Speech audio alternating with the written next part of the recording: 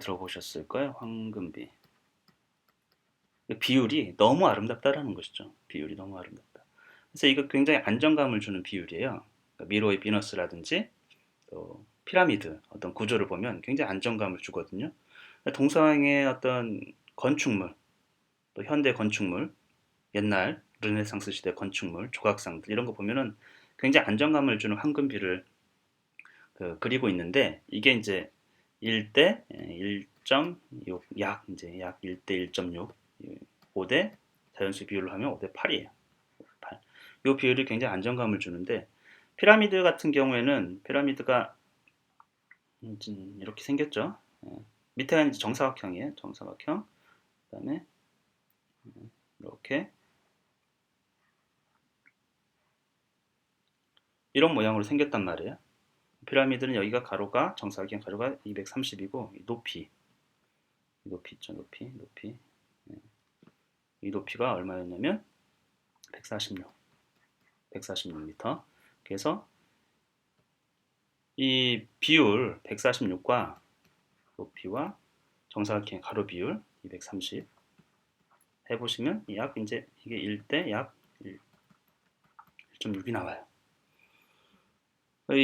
이런 사실을 인류 역사에서는 오래전부터 사용했는데 이게 이제 그런 황금비라는 말을 쓴 사람은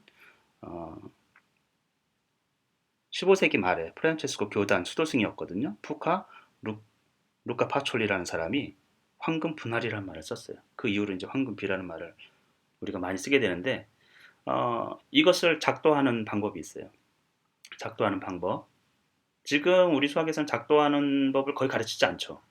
그런데 정말 작도하는 것을 가르쳐야 돼요.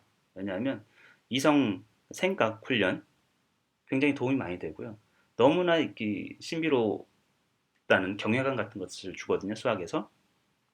우연찮게 일치하는 것 같은데 작도를 해보면은 우연찮게 일치한단 말이죠. 근데 그걸 증명하는 과정까지 같이 엮여 있거든요. 유클리드 원론 같은 경우에 보면 정말 대단한 것이죠. 어, 그러면 이제 작도를 한번 해봅시다. 황금비율을 이런 직선이 주어졌어요. 이제 직선의 끝은 점이죠. A, B. 우리가 기하학에서 점의 이름은 처음 시작점은 A, 그 다음은 B예요. 그리고 직선의 이름은 원래 직선의 이름을 뭐 L이라든지 이렇게 붙였는데 나중에 이제 이런 것 굳이 쓰지 않아요.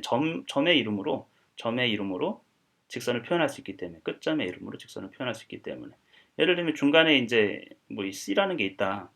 그럼 이 직선의 길이는 계속 이름을 붙이기보다는 직선 AC 또는 직선 AB 뭐 직선 CP 이런 말을 쓴죠. 직선이란 말도 안 쓰니까 이제 위에다 이렇게 붙여주면 이 직선을 뜻하는 거. 직선 AB, 직선 CB 이렇게 부르면 되는 것이죠. 그래서 점의 이름만 가지고 선의 이름을 붙일 수 있다. 이게 이제 현대 기하학에서 우리가 약속하는 것이란 말이에요. 그러면 이걸 황금 분할을 할 수 있느냐? 황금비로 어렵죠. 지금부터 알려드릴게요. 일단 이 길이의 절반이 되는 직선을 수직으로 세웁니다. 이 정도 수직으로 세워요. 예, 수직이 되겠죠? 이거를 C라고 해요. 사실 수직으로 이런 직선 위에 한 점이 있어요. 이걸 수직으로 수직선을 그을 수 있느냐, 수선에 발을 내릴 수 있느냐. 지금 이거 하는 학생들이 거의 없을 거예요. 어렵죠. 유클리드 원론에 보면 이런 작도법이 다 나와 있습니다. 여기서는 생략하고요. 그 다음에 A와 C를 연결시켜요. 안 맞네요. A와 C를 이제 직선으로 연결시켜요. 그럼 이런 삼각형이 나오겠죠. 삼각형 ABC가 나올 거예요. 그러면 우리가 여기를 임의로 이제 그 다음에 BC, C를 중점으로 해가지고 원을 그려요. 쭉 이제 원을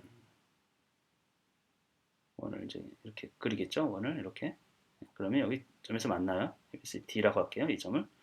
그 다음에 A를 중점으로 해가지고 또 다른 원을 그려요. 이렇게. 여기까지. 이렇게 해서 이거를 컴퍼스로 쭉 원을 그리면 되겠죠. 쭉쭉쭉쭉쭉쭉. 그림이 조금 잘못됐는데 아무튼 이 점을 E라고 할게요. 우리가 E. A, B와 만나는 점. 그럼 이게 E와 EB가 이제 황금 분할을 한다라는 것이죠. 증명을 해볼까요? 증명까지 해보죠. 그러면 우리가 BC의 길이를 1이라고 칩시다. BC의 길이를 1. 그러면 BC가 1이에요. 그러면 AB는 얼마죠? 2배라고 했으니까 이제 2겠죠. AB의 길이의 절반이 BC였으니까. 그 다음에 CD는 얼마예요? CD 이것도 1이겠죠. 왜냐하면 C를 중점으로 해서 이렇게 원을 그린 거잖아요. 그렇죠?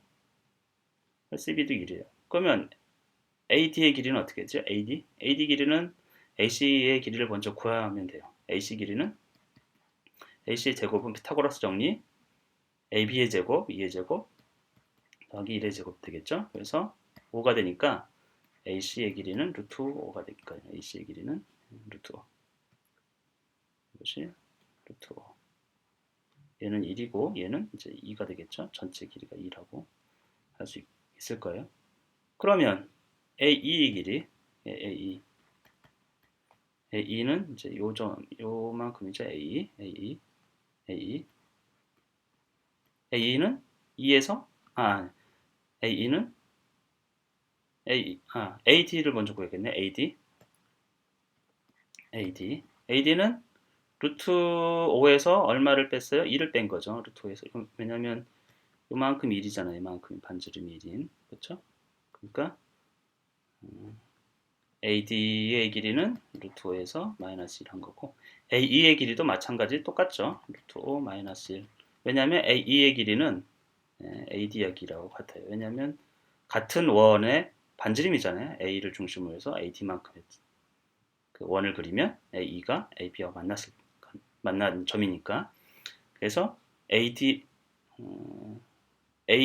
또 AE 다 루트 5 마이너스 1이겠죠. 그러면 EB는 어떻게 돼요? EB는 AB가 전체가 2였죠. 거기서 루트 5 마이너스 1을 한 것이죠. 그러면 2에서 1 마이너스 루트 5가 되겠네요. 아니군 3이군요. 3 마이너스 루트 5, 3 마이너스 루트 5가 되겠네요. 그래서 A 대 EB는 AE가 얼마였어요?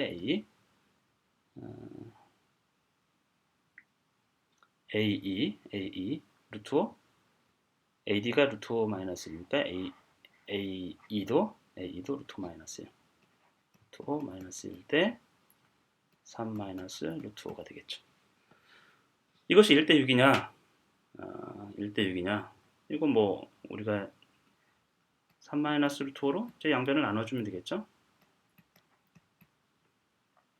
그러면 우변은 1이 될 거고 여기는 3 마이너스 루트 5분의 루트 5 마이너스 1이겠죠. 이걸 좀 정리해 볼게요. 이거를 정리를 좀 해보겠습니다.